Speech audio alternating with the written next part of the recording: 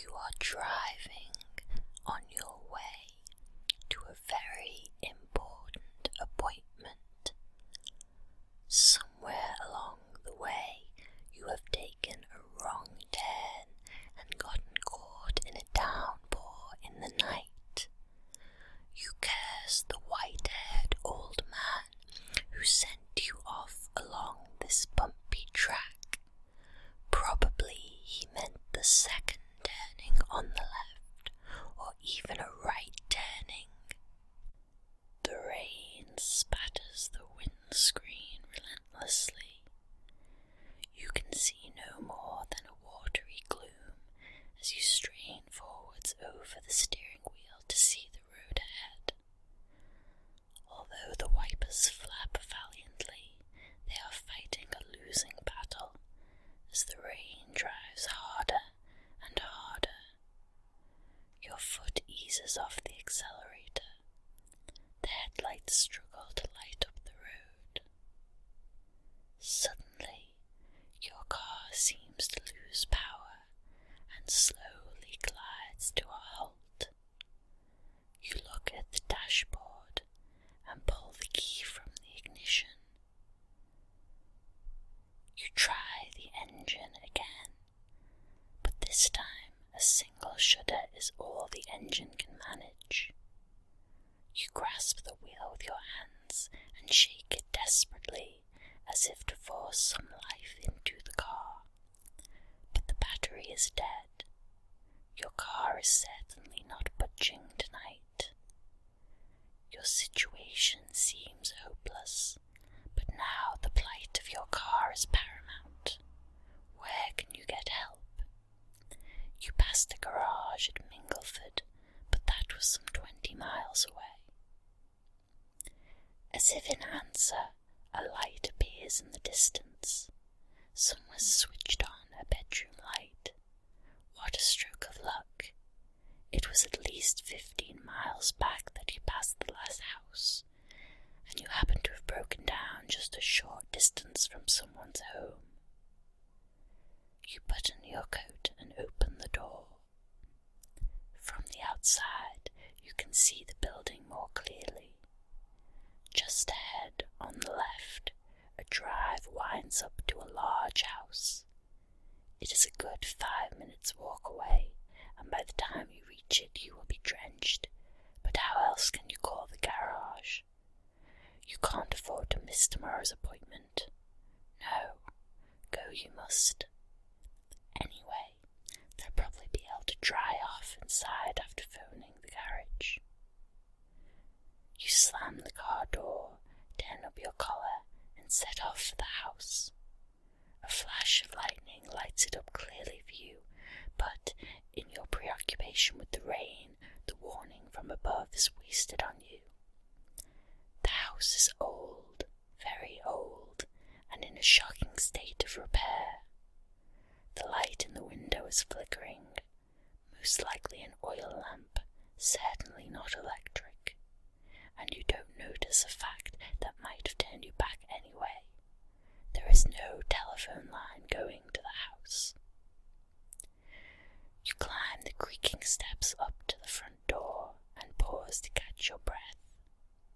Even though you ran all the way up the drive from the car, you are soaked through. Your feet are particularly wet.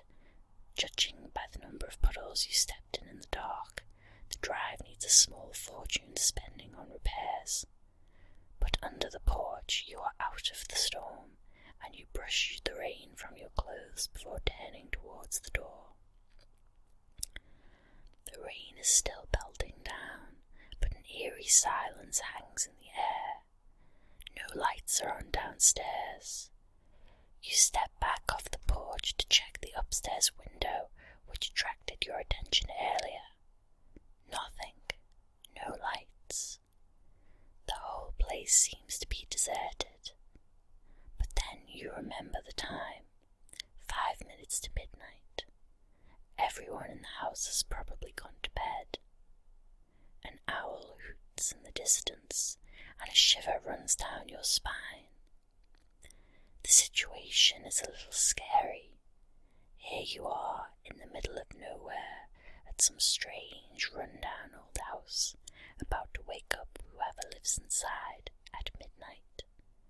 They certainly won't be too pleased. But you have no choice if you're going to make your appointment tomorrow. You must reach a telephone to call for help. You step up to the front door. From the left side of the house, a dull glow catches your attention. A light has been turned on. You breathe a sigh of relief. At least someone is awake. You consider your options. There is an elaborate knocker in the middle of the door, and a bell pull. You reach your hand up and grasp the knocker, rapping 3 times. A few moments later, the door handle turns slowly and the door opens. Standing in the doorway is a tall man dressed in a dark suit with tails. His long face is solemn. "Yes?" he asks indignantly. You smile nervously and explain your situation. Your car has broken down, you need to reach a telephone, and you are soaked to the skin. The man's face remains expressionless. "Come in," he orders. "The master is expecting you. Follow me." He leads you into a reception hall and tells you to sit down while he informs his master of your arrival. You sit down in a solid carved chair and look around. The reception hall is empty. Certainly not what you would have expected from the outside, though. It is elegantly decorated with rich tapestries and fine oak panels. A number of portraits line the walls. A sturdy 16th century table is set against one wall. You eye the surroundings as you wait for your host to arrive. After several minutes you hear footsteps. Someone is coming. The tall man you met earlier walks in, opening the door for another tall man dressed in a purple smoking jacket. "May I present Lord Calmore, the Earl of Drummer," the butler announces. The Earl holds out his hand, and you shake it. His grip is strong, and his eyes pierce yours. His lips widen to a soft smile. You begin to tell him of your predicament, but he holds up his hand. "Please, I can see that you've been caught in this filthy storm. Let us sit by the fire and we will see whether we can help. Franklin's, tell the cook to prepare some food for our visitor." You protest that you do not wish to be any trouble, but your host ignores you and leads you into a drawing room where a fire is burning. You take off your coat and sit down. The heat of the fire makes you feel comfortable once more. Franklin's returns with 2 glasses of brandy. The fire and the brandy warm you, and you begin to feel more relaxed. You explain to the Earl what happened on the road, and that you would like to use his telephone to call the local garage. "I'm afraid our telephone line came down tonight in the storm," he replies. "We will have it repaired tomorrow morning. In any case, the garage would not come out here at this hour. But don't worry, you are perfectly welcome to spend the night here. I am glad of the company. Tomorrow Franklin's will take you into town." Here is Franklin's now. The butler comes back in to announce that a meal is ready. You both rise to go into the drawing room. The dining room looks magnificent. A long table stretches between 2 fine chairs and is laid with gleaming silvery cutlery. A rich red wallpaper covers the walls, and the room is lit by a sparkling chandelier bristling with candles, which hangs from the ceiling. You take your seat, and the butler moves behind you to offer you wine. fingers as a roast duck is laid before you. The Earl is having the same, and you both chat as you eat. He wants to know how you came to be driving along the road in the middle of the night, and you tell him about the old man's directions. You ask him about himself and his family. The Earl of Drummer is the last survivor of his family. His estate stretches for miles around the house. At one time the estate was prosperous, with many tenant farmers cultivating his land and providing a healthy income for his family. But things started to change. His sister died at the age of 32 under mysterious circumstances. She was found dead in a clearing in the woods with strange marks on her neck. News travelled fast, and the ignorant peasants started muttering about witchcraft and black magic. In their eyes, the house was cursed. Pure superstitious nonsense, of course, but gradually the farmers moved to new pastures, avoiding the estate. By now you have finished your meal. Franklin's returns to offer you fruit, cheese, coffee, and brandy. After you have finished your meal, the Earl turns to you. "Well, my friend," says the Earl, "you must now be quite tired. It is well past midnight. Franklin's will show you to your room." You thank him and follow the butler out of the dining room. "This way, if you please," he says, as he leads you up a magnificent wide staircase with carved wooden banisters. A landing at the top leads to various different rooms, each with a name plaque on the door. He takes you to the one which reads Erasmus' room and opens the door, wishing you a good night's sleep. The room has been prepared for you. The room is not large, but a huge mirror appears to double its size.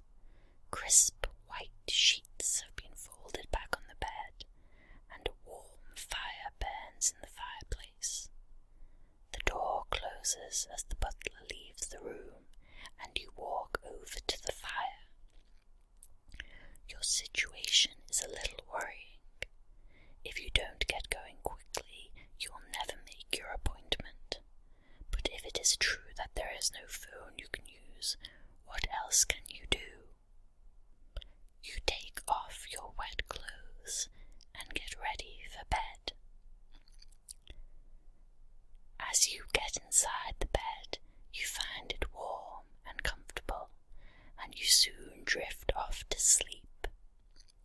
Strange and disturbing thoughts drift through your mind, and you wake suddenly. A noise has disturbed you, and you realize that it was the sound of the door closing. You look around the room and notice a glass containing a clear liquid by the side of your bed. Someone has brought you a bedtime drink.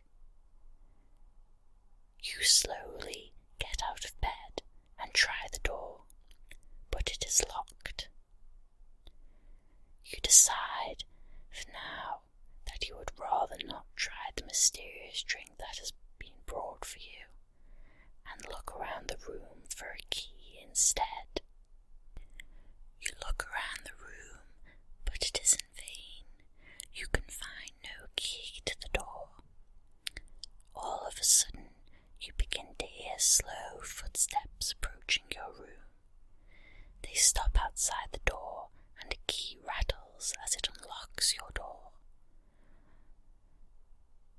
You quickly decide that it is too late to jump back in bed and pretend to be asleep, and instead stand there as the door opens wide. To your amazement, there is no one there. You step outside your room and onto a landing overlooking the entrance hall. To your right, the passageway ends at a door. To the left, The landing turns right past a couple of other doors. You open the door nearest to you and poke your head inside. You have found a food store of some kind. The room is lined with shelves with various foodstuffs on them. Bread, dried meats, cheese, fruit, dried fish, wine, red and white, and cakes are all neatly stacked on the shelves. You close the door and turn back out onto the landing, following it around to the left this time. The hallway narrows by the stairs and widens again further on. You turn and begin to descend the large, grand staircase back down to the ground floor. There is another door directly opposite the bottom of the stairs, and you pull it open and step inside. The room you enter is a reception room. A table and 6 chairs stand in the centre of the room. At one end is an enormous mural of a country scene, perhaps painted of the area many years ago. On the opposite side, there is a wall that stretches 7 feet long, and from the floor to the ceiling there is a full-length mirror. Velvet curtains line the wall opposite the door. You walk over to admire the painting, then turn to face the mirror. A shock is in store. Your eyes widen as you turn towards the mirror and stare into it. It casts no reflection of you. You walk closer to the mirror, but still no reflection appears, although you can see the table and the wall behind you clearly. You walk right up to it and feel its surface. Your hand passes right through the glass. Pulling it back quickly, you consider the situation. You leave the room cautiously and look around in the hallway. There is no one in sight. There is a door to your left, and to the right the hallway turns around again. You enter the door to the left. This room is a study.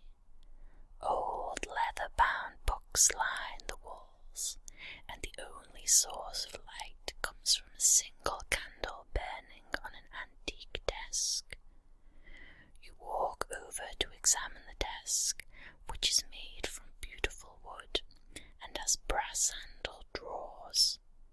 A piece of paper rests on the blotter. As you look at it, you are suddenly aware that something strange is happening. A large brown letter F is forming in the top left-hand corner. You grasp at the book as the word "find" appears in a child's handwriting across the top of the paper. Slowly, the complete message forms. Find and escape. You pick up the paper and move around the desk to see it more clearly in the light, but as quickly as it appeared, the message disappears. You investigate the rest of the books. The collection contains many invaluable first editions and obscure works in strange languages. The Earl of Drummer has a disturbingly large collection of books on black magic and many volumes on hypnotism. You pick up the book on black magic. It is entitled Mystical Symbols and Their Part in Magic Rituals. You open the cover and something drops out of the book onto the floor. You bend down to pick it up. It is a pentacle fashioned in metal and hanging on a long chain. The book itself is hollowed out to take the charm, and a piece of paper lies underneath it. The paper describes the pentacle as having power over devil worshippers. Cast into the pentacle is the number 616. You turn back to investigate some of the other books. Another section of the bookshelf is concerned with medieval portraits. You pull a large book down from the shelf. A book next to it falls over and reveals a small button set in the back of the bookcase. You decide to press this button. It clicks, and you can hear a rumbling from behind the bookcase. Slowly, the bookcase slides aside to reveal a passageway behind it. You go down the passageway, taking careful, timid steps. The passageway has rough stone walls and must run along the outside of the house. Rocky stairs lead downwards, and you follow them until you reach the bottom. The air is cooler down here, and you realize you must be in the cellars beneath the house. A half-hidden wooden door is standing ajar. You poke your head around it and peer into the room. Across the room is another door, but what you see in front of you fills you with alarm. This room seems to be a dungeon of some sort, for along one wall are 4 cells with heavy iron bars, although they are all empty. Further up the passage is another door in the right-hand wall. You try the handle. The door opens wide. You are about to step inside, but hesitate when you see what lies within. You are entering an underground torture room. In one corner stands a formidable Iron Maiden, its deadly door standing ajar. A stretching rack is in the centre of the room. Hanging from the ceiling along the left-hand wall are 2 cages. One is just about large enough for a man to crouch in, and the other will allow a man to stand up but not move about. A shiver runs down your spine. Suddenly, 2 pairs of hands grab your wrists, and you are shoved forward into the room. From behind the door steps a broad-shouldered man with powerful arms. He is dressed in a leather apron and trousers, and wears a patch across his left eye.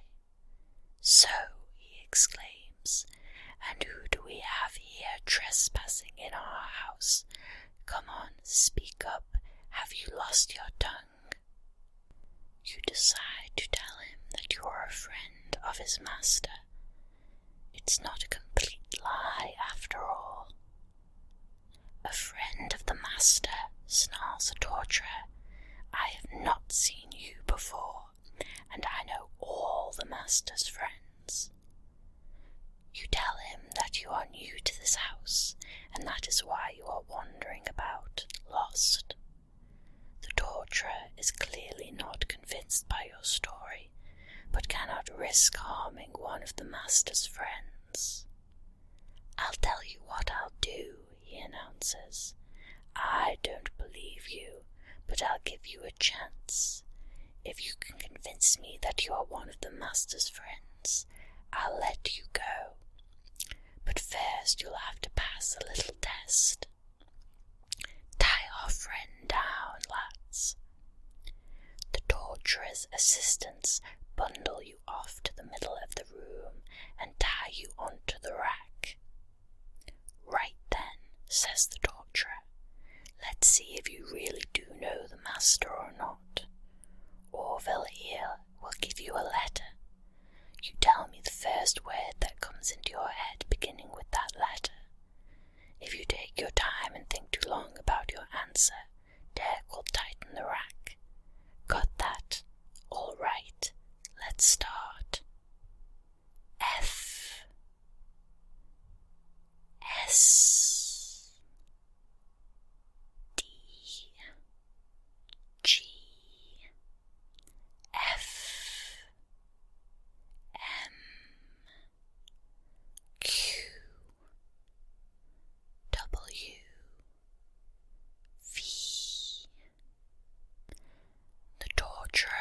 pauses. "My humble apologies," he stammers. "I did not realize you were one of my master's brethren. Can I make amends? Can I help direct you onwards?" You ask him for directions back upstairs. Back on the landing, you try all the other doors, but only one of them is not locked. The door opens and you enter the kitchen. The room is empty and immaculately tidy, with all the knives, pots and pans hanging in neat rows along the walls. A double sink is set under a window next to a large cooker and a fridge. A great square table stands in the centre of the room. There are 2 doors. One leads outside and the other looks like a pantry door. A large bunch of keys lies on top of the cooker. You walk over to the back door with your keys in your hand, unlock it and open it wide, but the sight that greets you makes you step back aghast. Outside in the back garden, standing motionless, is a hideous figure in tattered clothes. Its face and hands are in a state of semi-decay, and the odour of death fills your nostrils. Your intrusion has woken it. Its eyes open and a hissing noise comes from its throat. A long tongue flashes out at you and the creature steps forward. Thinking quickly, you slam the door shut and lock it again. As you turn back away from the door, a voice greets you. You look around, but you can see no one.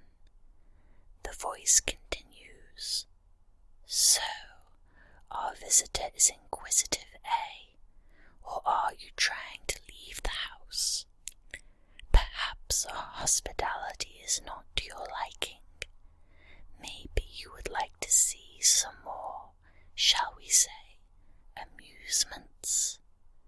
The eerie voice makes you nervous.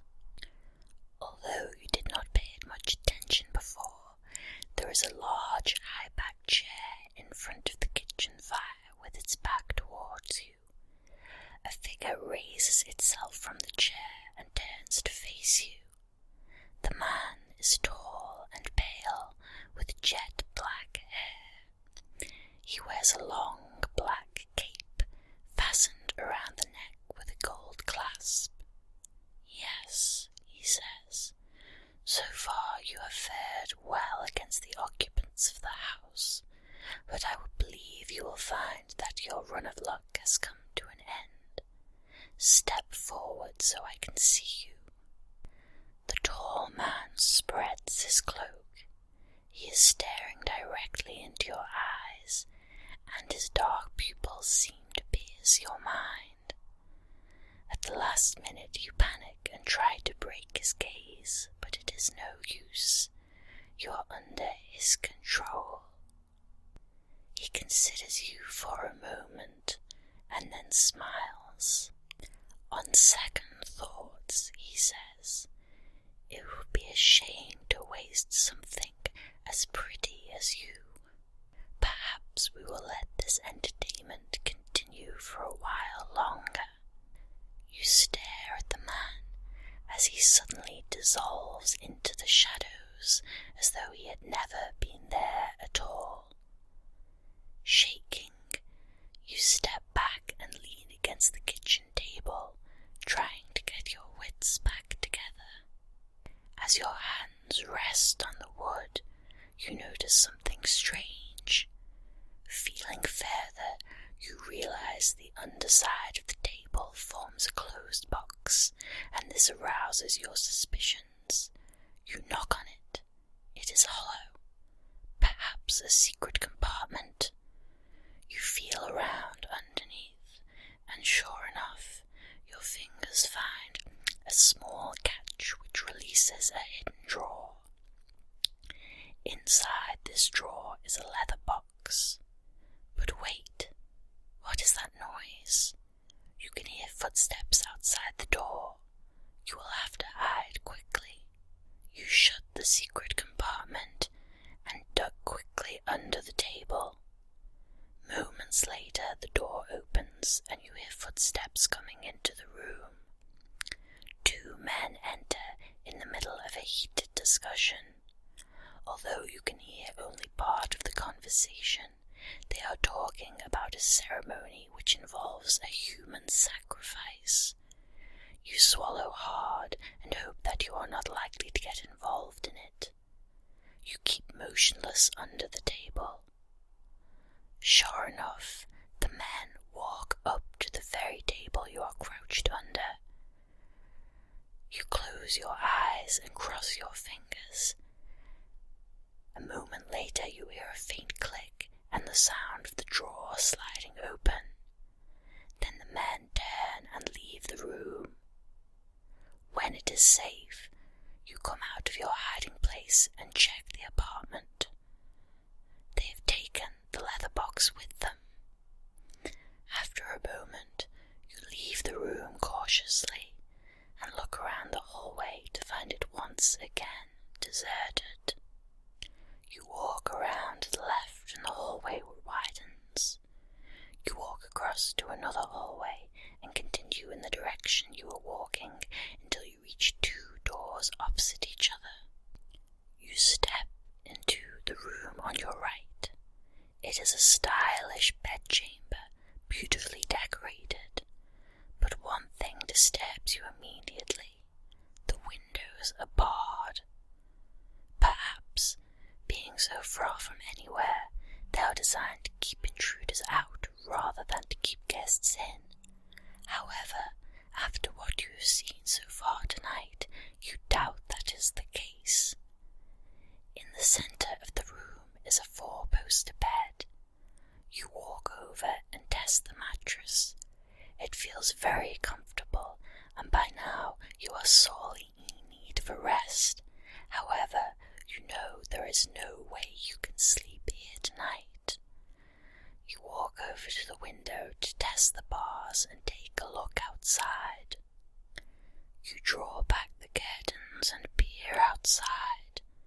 The light in the room makes it difficult to see, so you pull the curtains behind you. With your face pressed against the bars, you look through the window.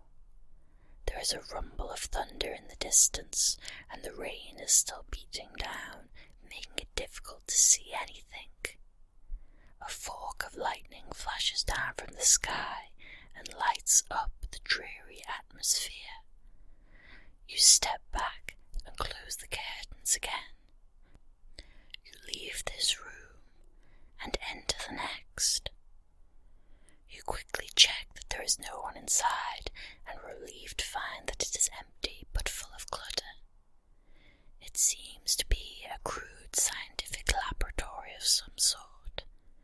A brass telescope points through the window towards the sky. Charts and mathematical tables are pinned to the walls. A human skeleton hangs from a hook, and a bench is covered with glass vials and apparatus. They look like priceless antiques, and they were probably all made in the last century. You step into the room and close the door behind you. A squeaking noise from one corner makes you jump, but when you walk over, you are relieved to find that the squeaking comes from 3 rats in a cage. You keep your ears peeled for sounds of visitors as you investigate the contents of the room. In a drawer underneath the bench, you find a few ornate letter openers. Perhaps they are someone's collection. You are particularly interested because they are strong and dagger-like. In fact, they could easily make dangerous weapons.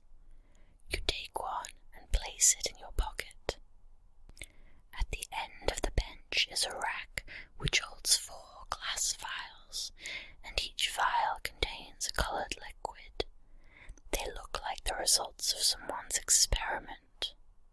You step over to the cupboards and try the doors.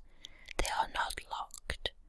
You grasp the handles and open the cupboard doors wide. Just as quickly you slam them shut. Shaking nervously, you step away, holding your hands up to your gaping mouth, for the sight inside has given you a terrible shock. Hanging from hooks inside the cupboards are 2 corpses which have evidently been used for experiments of some kind.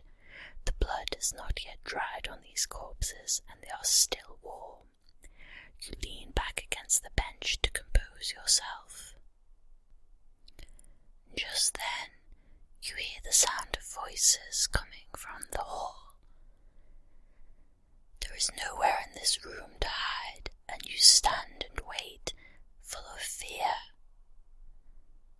Whoever is outside is talking very loudly, and you don't need to strain much to hear what is being said. It appears there are 2 people strolling through the house, and they are talking excitedly. Master is getting ready. I'm starting to get excited. I've never been to one before. Do you really think we may be visited? Another man's voice, rather more controlled, replies, You know, I'm having doubts about this whole affair. The person who came here tonight is just so young, and they came here in all innocence. I just don't know. The 2 men walk past. You can hear their footsteps receding as they decline to enter the door to the laboratory. You breathe a sigh of relief. You wait for a little while longer to make sure the coast is clear before leaving the room. Further down the hallway, you come to 2 doors, each with a nameplate. Ahead of you is the Asmodeus room, and to your right is the Iblis room. You open the door to the Asmodeus room. Inside, a single candle is burning on a table on the far side of the room. In front of a window, 2 packing crates have been turned upside down to make seats on either side of a table, and there is no other furniture but a mantelpiece. You walk over to the mantelpiece and study the trinkets scattered along it. A couple of lacquer boxes and a picture frame with no picture flank a large plant pot with a broad-bladed plant growing in it. In the grate below are several lumps of coal, resting on a bed of paper, a fire all ready to light. But something else is in the grate. A black and white photograph has been thrown onto the coals. You sit on your haunches and reach for the photograph. As you pick it up, you feel a heavy thud on the top of your head. You slump to the floor, dazed, and the plant pot, which came crashing down on your head, smashes on the floor.